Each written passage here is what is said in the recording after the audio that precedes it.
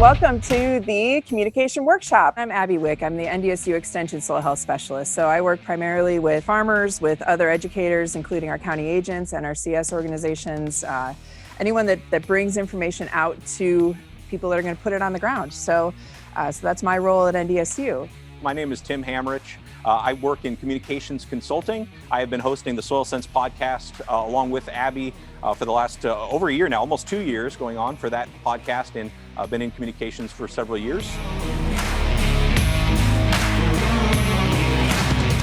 A lot of you, when we asked for what you're struggling with, what your questions are, what your challenges are, had issues related to social media. So I'm sure this is going to be an important one for a lot of people. But maybe just to set the scene here on social media, not going to say anything that you don't already know, but we used to have gatekeepers to get a message out there at scale. If you wanted to get a message out there, you needed to be in a magazine, you needed to be on the radio, you need to be on the TV, and those are still really important mediums. And we're going to talk about that actually in our very next session about how can you get your messages out there. But also what's happened in the last decade plus, it has been the ability for you to be your own platform, for you to get the messages out there you have at scale to a lot of people just from your own phone, from your own computer. And so this is a really, really important part of communicating in 2020. And hopefully Abbey and I, who are going to kind of anchor this session, can share some tips. We're not social media guru ninja experts by any means, but we've been on it a few years. We at least have some kind of do's and don'ts that will probably be helpful for getting the word out. In fact, I first connected with Abbey because I followed her on Twitter, and I was working with a company that said, we really want to go shoot a video about soil health. Who should we talk to? And I had seen all that she was doing on Twitter with soil health in North Dakota, and she was the first person that I thought of. So I just sent her a direct message on Twitter, asked if she would be open to a video crew coming out and highlighting her work. And of course she said yes. And that's sort of how we that's how we started working together. So it's this pretty incredible tool we have to communicate messages at scale and to connect with people at scale if used properly. Of course, there's this dark side of social media too. So sometimes it can be just too much, right? So how do we use it without it taking over our lives, without it being too burdensome and too time consuming, but so that we can actually, get a message out there in a really effective way? So Abbey, hopefully you know the answers to those questions. Oh boy, I don't think so. But what I do know is when I was resistant to getting on social media, the thing that made it easier was picking one platform. And, you can see a lot of people say you got to be on Facebook, Twitter, LinkedIn, Instagram, whatever other number of social media platforms there are. But when I whittled it down, I said, I'm going to pick Twitter because I knew that the audience I wanted to connect with, primarily farmers, was part of that platform. And that made it easier. I think it just made it something simple that I could get on it and then I could just see where it goes. But I did have to be committed, like you're saying. I mean, if you start it and then you just kind of leave it dark and don't do anything with it, then it's going to be a huge flop. Yeah, and I think that's why picking one platform and picking a platform that's going to be right for you is so important. If you've never made a video before, don't decide, okay, I'm gonna be YouTube is my platform. Pick something that's going to fit seamlessly, in your life. Seamless being a relative term, but I think Twitter's a good one because it's a good one just to share little bits of your day. I mean, you've done a great job, in fact, leading up to this, of kind of sharing the work that's gone into this workshop here. Yeah, I think, and I think you've mentioned that before, where if you use this as Twitter, for example, as something to share what you're doing each day, then it's easy. I go to a field, I take a picture, I write some kind of tweet about it, and maybe I refer back to a web page because I want people to get more information, or I want to drive traffic to the NDSU Soil Health webpage. But as soon as I start looking, if you look at it like that, it's just documenting your day. Then number one, my technicians know where to find me because usually I'm in the field, and I've heard them make that comment before. Well, somebody asked me where you were today, so I looked at your Twitter account, and it makes a lot of sense. I mean, that's how I use it, as a very just a secondary thing of taking a shot of what I'm doing. Well, I know you and I are both pretty active on Twitter, and I do think if you're sitting there wondering, like, okay, I do want to get my messages out there, I think Twitter really is a great place to start. I mean, it's going to be, you want to pick something that's going to fit you, like we've already said, and something that's going to be easy for you to kind of pick up and do on a consistent basis, because it really is that consistency of messaging that's going to kind of accumulate over time. But one thing I love about Twitter is there is a conversation happening right now in your niche, in whatever area of science or agriculture that you're interested in, and you can be a part of it. I mean, that's the beauty of Twitter, is like you are invited to that conversation to be a part of it. And it's not so much about being an expert or portraying yourself as an expert. It's being engaged, just like we're talking about here. It's about being part of the conversation. And in fact, you can do that right now. If you're on Twitter, you can use our hashtag. It's CommWorkshopND, hashtag CommWorkshopND, to be part of this conversation. Yeah, and I'm just laughing at the comment that was put on our board up here that we should get Twitter to sponsor us. So obviously, Tim and I are really good at Twitter, and that's kind of a platform that I said we're really good at it. We like to use it, I guess. We're there a lot. We're there a lot. Yeah. But there are some other ones. I don't know. I mean, Facebook is by far one of the platforms that people use the most. I know that you're not on Facebook anymore, and I'm not on Facebook. I would be the wrong person to talk about Facebook for sure. But we're both on LinkedIn, and that's the second platform I decided to join after Twitter was LinkedIn, because I wanted that more professional connection. I wanted to connect with people from graduate school that I went to school with, or other professionals in this world that I wasn't reaching on Twitter, but LinkedIn became a really good avenue for that. And I know you use LinkedIn quite a bit. I do. Now, let me ask you this. Do you share different stuff on Twitter than you do LinkedIn, or do you share kind of the same stuff? Do you approach the platforms differently? I do. I'm much more personal on Twitter, and I share a lot more on Twitter. And on LinkedIn, it's maybe once every couple days, or definitely different content. Yeah. And you brought up a good point there, and I'm sure a lot of people are wondering, should we be personal on our social media? I mean, this is public. Anyone could see it. How do we sort of identify when to be authentically ourselves and to be personal, but also when to portray our professional life?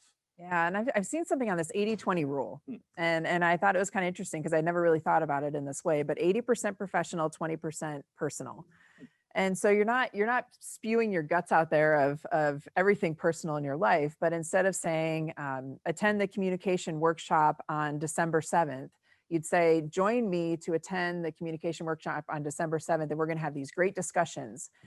So just by saying join me, you're making it a little more personal than just a post about an event. Yeah. So I think it works. I think it makes that connection happen that we've been talking about, those relationships and those connections happen through social media. And when you first got on social media, did you have a plan? I mean, did you say, I'm going to get on Twitter because I want, this message to get out in the world? How did you approach that?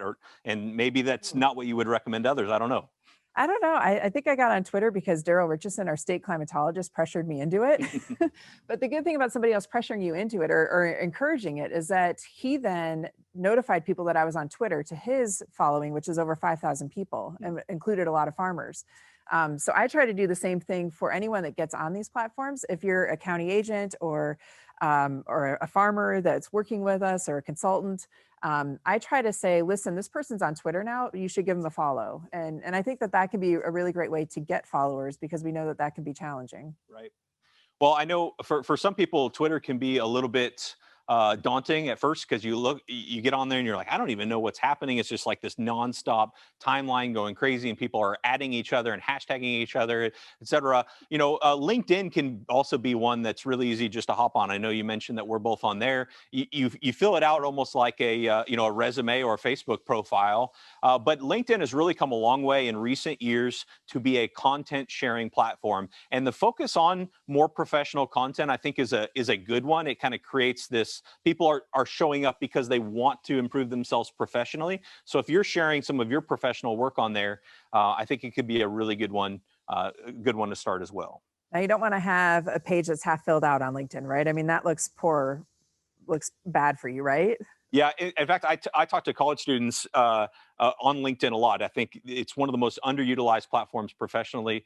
The most underused platform. I used to be in recruiting, and I spoke to a corporate recruiter who said that they're finding 80% of their hires on LinkedIn, which I thought was amazing. And then I started asking, like, well, how do you find them? And they type in keywords. And this doesn't just apply if you want a new job. This applies if you want to be found for any expertise. So if you want to be the rangeland specialist that gets found on LinkedIn, you need to optimize your profile to meet those keywords. And so in the recruiting context, I was looking at college students and they would say student at North Dakota State University. Well, for recruiting, nobody's looking for a student at North Dakota State University. They're looking for a, grain merchandiser or a, agronomist. And so I encourage them to optimize their profile for being found. Now, that probably doesn't apply to you as much in a career sense, but more in terms of what do you want people to be reaching out to you about, and how can you optimize your profile to meet that? And so that's starting with what keywords are in your profile, how complete is it,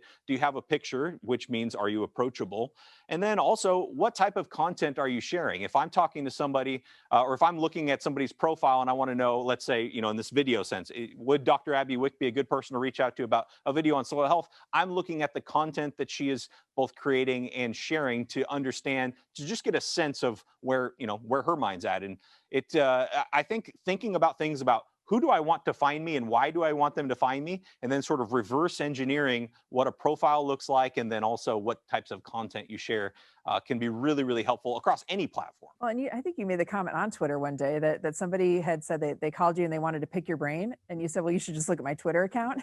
So you were literally sharing what's crossing your mind in a professional way on Twitter. Yeah, I try to. And I think one of the daunting things about social media is you look at people who are posting 100 times a day and you think, how do they have time to do that? I mean, when do they actually do work if they're always thinking about what they're going to tweet next?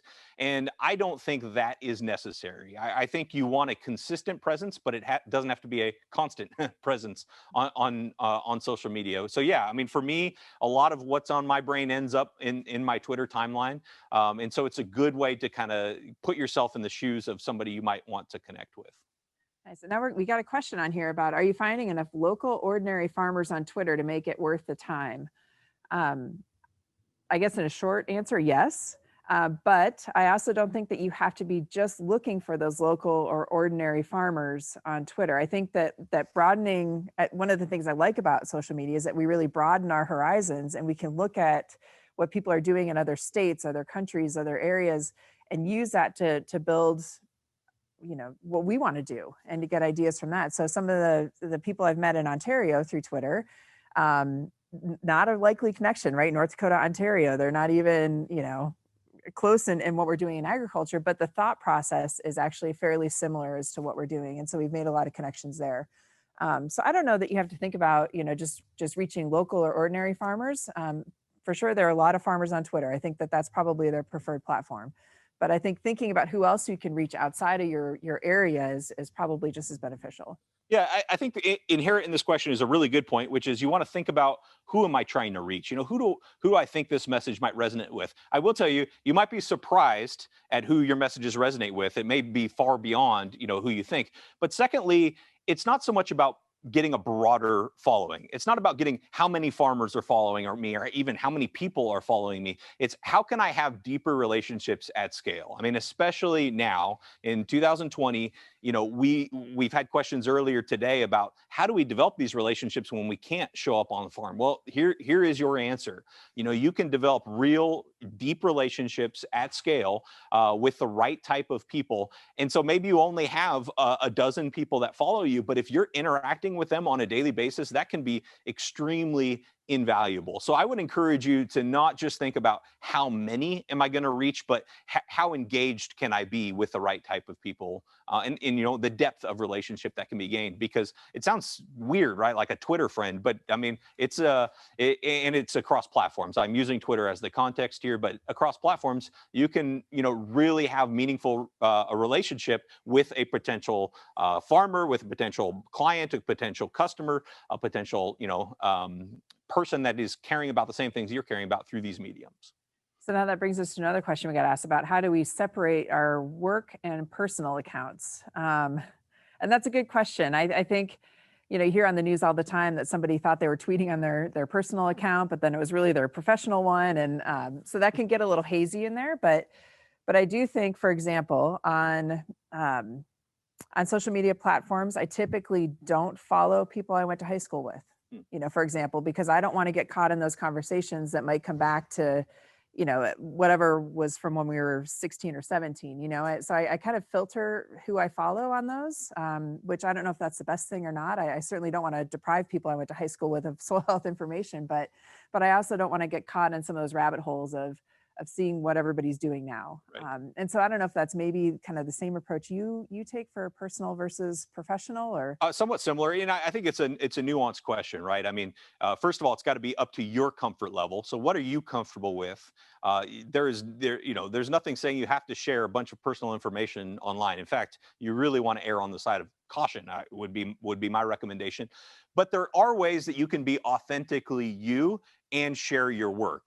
And what I like to think about a lot, and this is something a guy named Gary Vaynerchuk, who's like a social media more of like a social media guru guy, says a lot. He says, think about it as documenting, not creating. So you're not creating a show for people every day, right? You're sharing what's going on in your real life and through your own unique vantage point. So when I'm thinking about what do I share that's personal and what I share that's professional, I do think about what I'm sharing and try to be intentional with what I'm sharing, but I also don't want it to always be a marketing message or trying to position myself as, I'm the only one doing this or thinking about this or talking about this. Trying to be a part of a broader conversation and bringing my, authentic self to it as best I can. So that's a really kind of nuanced question and a nuanced answer, but I would start with what you're comfortable with, and then try to bring your own unique vantage point to a conversation rather than trying to portray a persona necessarily. yeah, that's good advice. And I think too, if you're looking at, so for example, on my social media platforms, I will occasionally post a picture of my son. However, that picture I post of him is usually his head's down. You can't see his face, and he has nothing identifiable on, because I don't want people to necessarily know where he goes to school or know where they could find my child. But so I'm trying to keep it safe, but also personal, but still professional, if that makes sense. But I think, when you start getting to the point where you're posting all these kinds of really personal things, sometimes it exposes you to different types of conversations or different ways that people think that they can interact with you then, because you're being so personal. I don't know. It's hard to find that line, but you'll find it. Like you said, once you kind of know what you want to do, you'll find that boundary and what you want to share and what you don't want to share. Right. And there's no rule against, if you post something and you're all of a sudden not comfortable with it, of taking it down and deleting it by all means. And so I think one thing that people leave out of the equation is the social part of social media, that it's not there to say, look at me, how many likes I get, how many shares did I get, how many retweets did I get. It's a way to actually interact and connect. And so I would encourage people to worry less about followers and analytics, and more about like, how am I making a connection? Maybe you just want to hop on, you don't want to post anything, but you want to comment on other posts and promote the conversation there. I think you'll get much more value out of social media by really remembering that it's about engagement. It's not about how you look. That's great advice, especially in extension where we're so focused on those numbers of how many showed up, how many are following you, versus the quality of those relationships, which I think even in our prior discussions today are about the quality of the relationships and the engagement, like you're saying. And you'll be surprised at how much those can grow over time. You think you're just kind of talking to a few people, but that's the beauty of social media, is other people can join the conversation. Somebody asked, looks like, any thoughts on Reddit? I personally, I like Reddit. I'm not on Reddit as much as I am other platforms, but for those of you who don't know, Reddit is basically where you can post. It's almost like a thread. You can post either a link or a comment, and then other people can comment onto it, and then people can upvote it. And so if you go on Reddit, there are several what they call subreddits. And so you can find a subreddit that matches your interests. So maybe it's agronomy. There's an agronomy subreddit that I'm a part of. You can see who's on there. There's always, even on the agronomy subreddit, there's always some people on there live, and people are posting, commenting, and upvoting. It's great. What I found, at least in agriculture, in my experience, is it's a great global platform. So you're probably going to get people to chime in on your posts from other countries. I found it less easy to make those one-on-one connections through Reddit, just in my experience. But I know other people have had much different experiences with it. So now, Reddit, that's a new one for me. I'm gonna have to check it out. So you hear oftentimes, any meeting I've gone to where people talk about getting into social media and they say, oh, use a scheduling program. What do you, I've never used one before because I get overwhelmed by scheduling programs. Yeah. But have you found any use in that, or Or what are those all about? I Yeah, just haven't looked in. I've used for business purposes. So what she's talking about is something, there's several of them. Co-schedule, I think, is based right here in Fargo, is one I've used in the past. Buffer. There's all sorts of different softwares that you can use to say, okay, I want these 10 tweets to go out on my Twitter feed over the course of the week, and I want this one Monday at 2 p.m., this one Wednesday at 4. It if it works for you, great. I think that's maybe getting a little bit too much in the weeds. I think you just kind of want to show up and authentically be you and bring yourself to a conversation that's in your niche. So whether it's soil science or weed science or whatever the case may be, have a conversation about what's going on, because similar to what I was saying about LinkedIn, you never know who's going to find you through that conversation and the connections and where they can lead, because it's really powerful. As far as scheduling goes, I wouldn't think too much about like, well, when do I tweet? Do I tweet at 6 a.m. or 6:03 a.m.? Which one's going to get the better engagement? I think you're overthinking it. So I think you want to show up consistently, and you want to bring the type of content that brings others value in your niche. And then always reply, right? If somebody makes a comment on your post, make sure that you're replying, at least liking it or doing something to show that you've read it and you're engaged. Because I think I see that a lot. There's some people that I follow on Twitter, and you tag them and then you don't hear from them for a couple days, and you can kind of tell that they're not on there all the time, and so I think twice about tagging them again. But to get followers often, I mean, you need to be tagged, you need to be outwardly, shared, to get some of those followers. So I think it's important, if you do ask a question, to make sure you're following up and not just leaving it out there as a question or as a post. Right.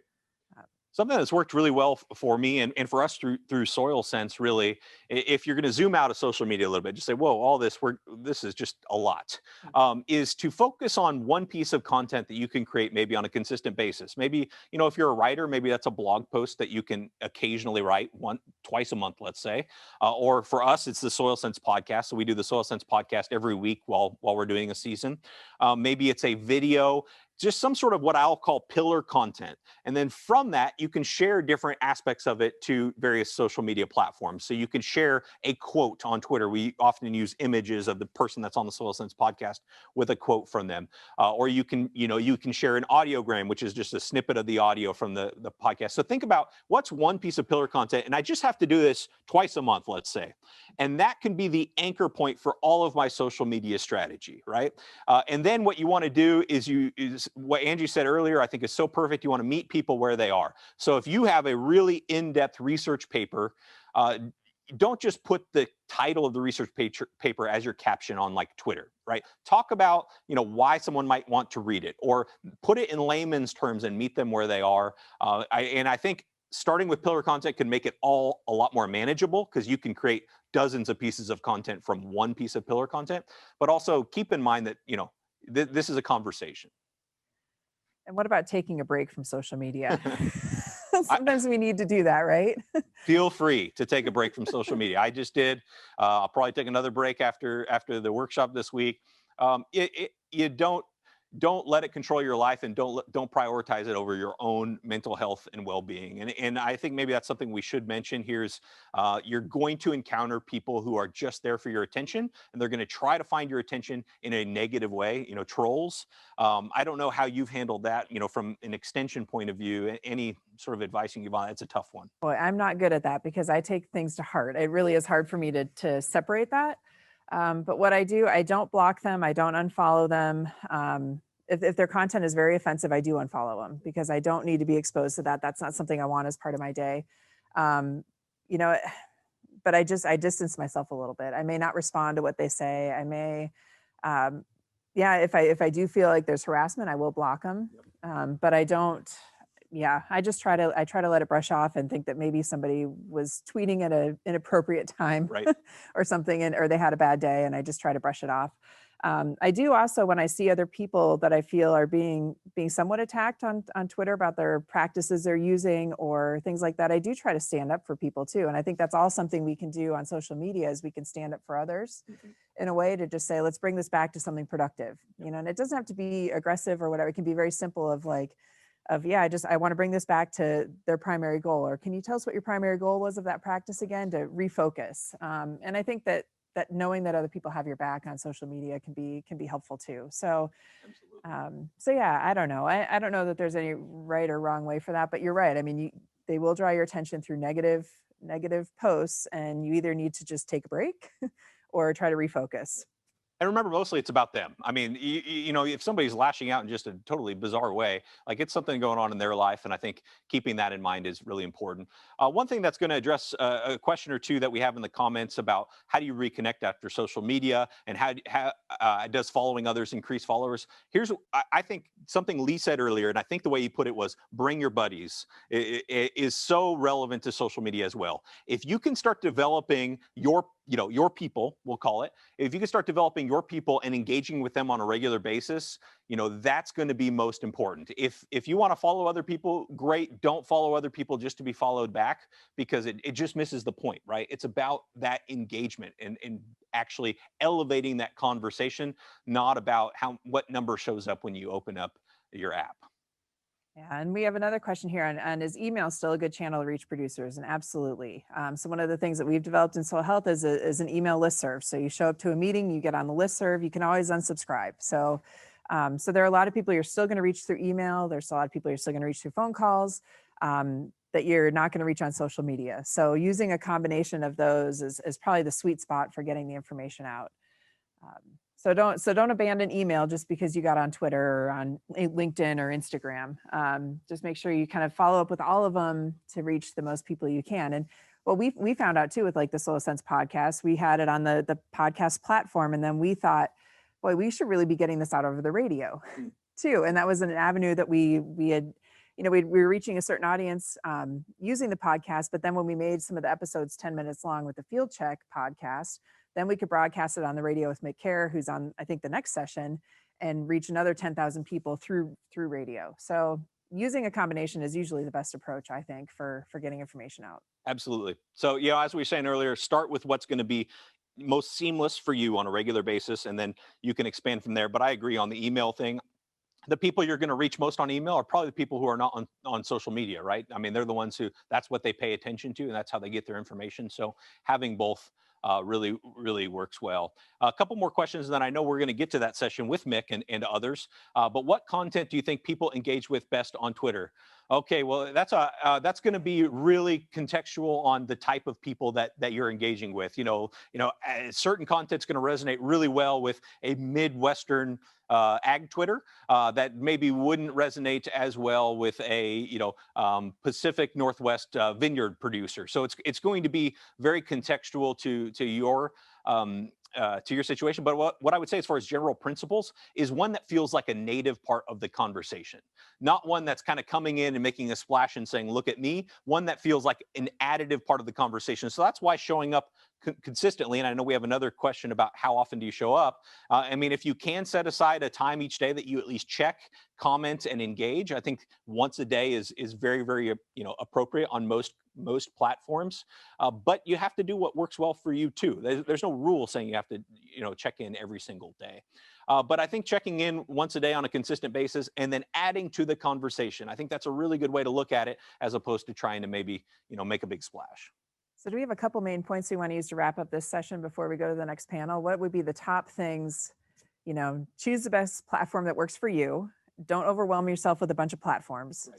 So pick one, go with it, figure it out, master it or not master it. And I would say engage and feel free to experiment with what works for you. So, find your platform, engage, document what you're doing. Don't feel like you need to create a show for people every single day, and try to bring your authentic self. But I liked your 80-20 principle with, trying to maybe keep it 80% professional, 20% personal. That's going to vary, probably for you, but I think that's a good, rule of thumb for starters, at least.